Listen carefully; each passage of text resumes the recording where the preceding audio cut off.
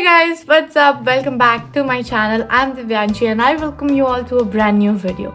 In today's video, I am going to tell you how I study physics, the resources I use, the techniques I make and the strategies I follow. So whether you're preparing for NEET just like me or just want some tip in physics, I'll suggest you to stay till the end of this video. Physics can be overwhelming, but I believe it's all about breaking it down into three parts: concepts, problem solving and revision. अब इससे मैं क्या mean करती हूँ? When I say understanding concepts, मेरा मतलब है कि मैं NCERT को उठाऊँ and despite knowing कि मैं बहुत सारी चीज़ों को नहीं समझ पाऊँगी, ट्राई करूँ हर कुछ को डिकोड करने का. एंड इसके पीछे मेरा प्रो टिप है कि use ChatGPT and if you're not understanding a paragraph, just copy and paste it there and it will tell you everything that you need to know about it. You can add some extra prompts here and there like explain in English or make it funnier or make it more easily understandable, and it will work amazing. So like if you are avoiding physics का NCERT, then it's a big no-no. हाँ, questions NEET के हिसाब से काफ़ी कोई बहुत irrelevant है, that I understand, because obviously बहुत ज़्यादा अमेजिंग लेवल पे मैथ भी आ जाता है उसके अंदर.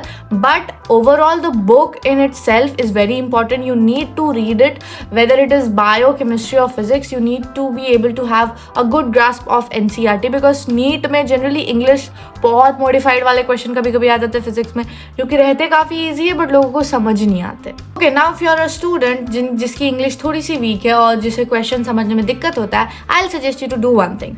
Try to see similar typology of question and एक पेज लो और लिख दो कि कौन कौन टाइप के क्वेश्चन इस चैप्टर से आते हैं. लाइक माई टीचर आयुध sir, he uses simple titles and he includes those kind of questions in them, like suppose Atwood machine. So he would include all the types of questions of Atwood machine in that topic, and फिर आपको समझ आएगा कि ये question Atwood से आया है. मेरे साथ NLM में ऐसा बहुत बार हुआ है क्योंकि मैंने चैप्टर बहुत प्रिसाइजली बहुत अच्छे से पढ़ा था. तो जब भी क्वेश्चन आता है तो मेरे माइंड में क्लिक करता है, अरे ये तो लटका हुआ मास से क्वेश्चन आया है. And these are the examples, you can see them. मेरे नोट्स में मैं लिटरली मेंशन करती हूँ जो सर बताते हैं, एंड इसी कारण से मुझे पूरा चैप्टर एकदम फिंगर टिप्स पे याद रहता है, क्योंकि वर्ड्स ही इतने रिलेटेबल यूज़ हुए हैं हर टाइप ऑफ क्वेश्चंस के लिए. And I am so thankful to Ayudh sir. And at this point I will like to tell you कि बहुत लोग को लगता है कि ये काफ़ी चीप मेथड है, बट आई थिंक कि फिजिक्स के पास कोई बाउंड्री नहीं है उसे समझने के लिए, and if you are understanding it this way then it's not wrong. So my second most important advice will be to write given, okay? Like whatever given information is there in the question, please write it in the notebook where you are solving. Starting के days में आपको लगेगा ये काफ़ी unnecessary है, and जैसे जैसे आप pro बनते जाओगे ना, आपको तब भी feel होगा कि unnecessary है. But trust me, it's not. जब आप values लिख देते हो ना कि mass given है, acceleration given है, so आपको पता चलता है अच्छा इससे तो मुझे force ही निकालना होगा. But कभी कभी बहुत lengthy questions में आप भूल जाते हो कि क्या क्या actually given है, and values लिखने के बाद आपको ये भी याद रहेगा कि इसका यूनिट क्या लेना है. And it works very good for me. Please try it out once. हमेशा फिजिक्स को ऐसे मत सॉल्व करो कि ऊपर ऊपर से निपटा दिए. एक एक क्वेश्चन का डेप्थ को देखो. एंड इसी से कनेक्टेड मेरा नेक्स्ट टिप है, वो है कि rather than solving 100 questions at once, I focus at 20 questions.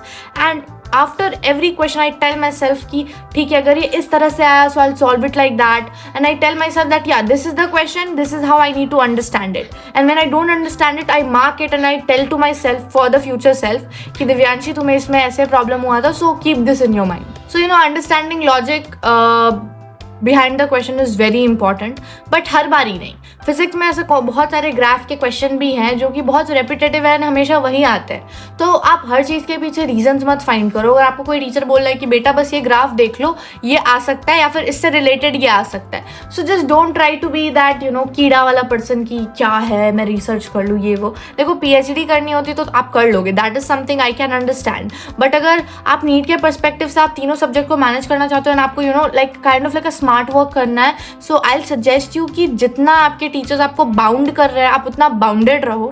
ज़्यादा आउट ऑफ द लाइन जाने की ज़रूरत नहीं है. Like in rotational motion when we are learning moment of inertia, मैं तो उतना डेरिवेशंस के पीछे नहीं भागी. I understood the derivation and I was like I learn it, because sometimes आप ज़्यादा स्मार्ट नहीं बन के बोल सकते हो कि मैं तो डेरिवेशन याद रखूंगा, क्या पता एग्जाम हॉल में याद आ जाए। ऐसा कुछ नहीं होता। एग्जाम हॉल में अगर आप डेरिवेशन करके आंसर निकालोगे ना तो आपका पेपर समझो उसी मोमेंट चला गया। डेरिवेशंस आर फॉर लाइक एकदम एक्सट्रीम इंपॉर्टेंट केस, कभी ऐसा कोई क्वेश्चन आ गया जिसमें वो डिराइव करके आपको कुछ मिल जाए तो फिर आपके लिए सही है।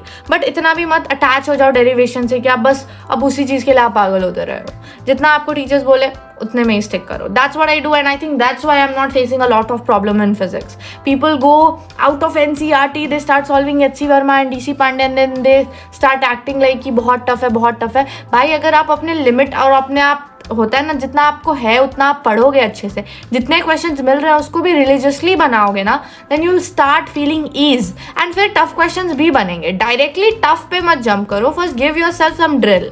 Very important, please listen to this.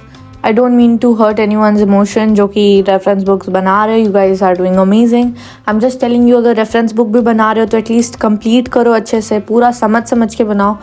मत इसीलिए मत बनाओ क्योंकि कंप्लीट करना है, इसीलिए बनाओ क्योंकि समझना है। And one more thing कि you know I said some drill. So for the drill questions I follow Ayud sir and his drill questions are amazing. I solve them all the time जब भी वो देते हैं Telegram channel पे. You guys can check it out too. And also physics, even though लोग को लगता है कि इसमें beautiful notes नहीं बनाया जा सकता, I make the best out of best notes. Yes, मैं ट्राई करती हूँ कि मैं बहुत क्यूट फन बनाऊँ ताकि जब मैं रीड करूँ तो मुझे मज़ा आए। एंड ट्रस्ट मी, मुझे आता है and you guys can also try it out. Now for my revision strategy जो मैं टेस्ट से पहले करती हूँ, पहले तो मैं अपने नोट्स को रिवाइज करती हूँ कम्प्लीटली। दूसरा, अगर मुझे लग रहा है कि मेरे पकड़ से चैप्टर जा चुका है तो मैं उसका रिविजन वीडियो देखती हूँ, वन शॉट देख लेती हूँ। एंड मोस्ट इंपॉर्टेंटली रिविजन में मेरे लिए क्वेश्चन प्रैक्टिस ही रहता है, because physics is a subject जहाँ पे वही आपको सबसे ज़्यादा ज़रूरत है। So I do that. मैं अभी क्वेश्चन कैसे प्रैक्टिस कर रही हूँ, what are my resources, let me tell you. First, practice sheets that PW gives you. बहुत सारे क्वेश्चन है, बहुत इनफ है, बहुत मज़ा आता है बनाने में। सो solve that. You can also solve DPPs of every batch provided if you have the Arjuna Infinity with you. And मैं वो करती हूँ, आधा से ज़्यादा क्वेश्चन वहीं के हो गए। फिर क्लास के questions, then PYQs which are uploaded on Telegram everywhere. And after all this, if I get time, then I solve the module. अभी मैं अपने आप को डिस्ट्रैक्ट नहीं कर रही हूँ किसी और पब्लिकेशन या कुछ भी से। Maybe if in 12th it will be required, then I'll buy it. But for now, I'm not looking forward to jump into reference book. But yes, I am researching that if जनवरी के बाद मुझे required हुआ कि मैं थोड़ा सा भी बनाऊँ कोई और पब्लिकेशन या कुछ और बुक, कोई reference book, then I'll tell you guys right away. But right now I'm not solving anything, any extra book.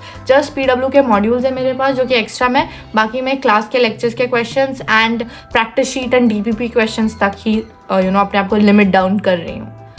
And it's not a bad thing because they actually have a good variety of questions. Now, how do I balance my study time?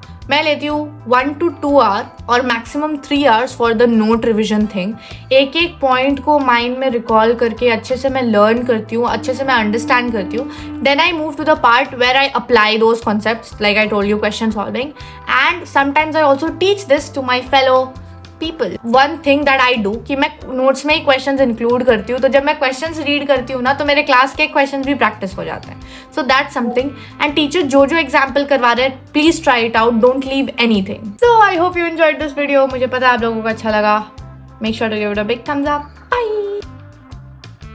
That was cringe.